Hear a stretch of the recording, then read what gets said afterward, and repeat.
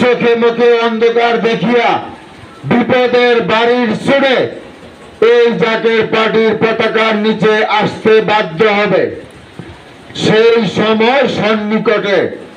আপনারা সবাই জ্ঞানী, আপনারা সবাই বুঝতেছেন প্রাকৃতিক দুর্যোগ, নদীর নিচে ভূমিকম্প ঘোরাফেরা করতেছে, বিশ্বযুদ্ধের আশঙ্কা এবং দেশি বিদেশি চক্রান্ত অব্যাহত আছে।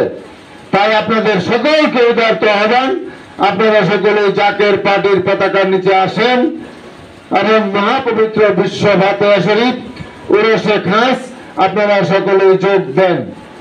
তাহলেই মঙ্গল, তাহলেই শান্তি, তাহলেই বাঁচতে পারবেন।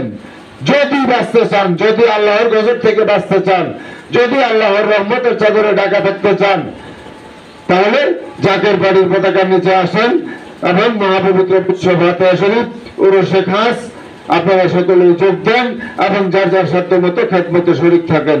এই উদারত আহ্বান জানিয়ে সবার মঙ্গল কামনা, সুস্বাস্থ্য কামনা করে আমি আমার সংক্ষিপ্ত কথা শেষ করলাম। আসসালামু আলাইকুম ওয়া রাহমাতুল্লাহি ওয়া বারাকাতুহু।